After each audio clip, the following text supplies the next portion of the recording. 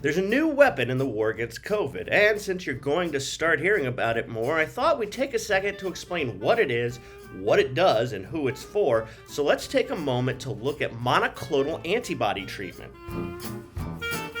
Monoclonal antibodies are lab-synthesized proteins that can be given through blood infusion or injection, and essentially they help jumpstart the immune system shortly after being infected with COVID. Normally, if you get COVID and you haven't had it before or been vaccinated, it'll take a while for your body to develop antibodies.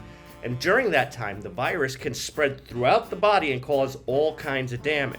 But with this treatment, those lab-synthesized proteins essentially get in there early and start busting heads on the virus so it doesn't get the chance to spread throughout the body while your immune system is developing antibodies. Now, I said this is new, but the treatment has actually had emergency authorization by the FDA since last November, and it has been around longer than that. You guys remember back when Trump got coronavirus and then he came skipping out of Walter Reed Hospital a few days later, even though he's like a man in his 70s? This is one of the things they pumped him full of. However, at that time, it was only cleared to be used for people with certain high risk factors. What is new is at the end of July, the FDA expanded the use of monoclonal antibodies for most people exhibiting early symptoms of COVID.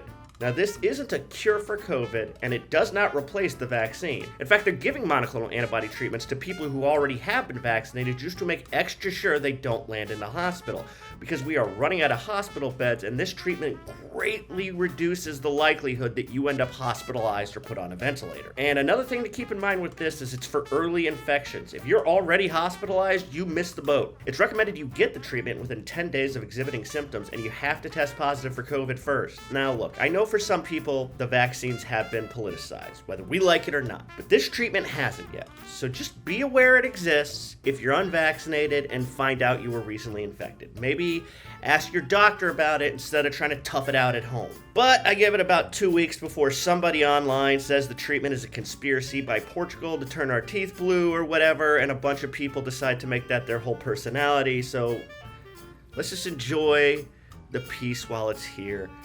I'm Jonathan Sobolewski for AL.com.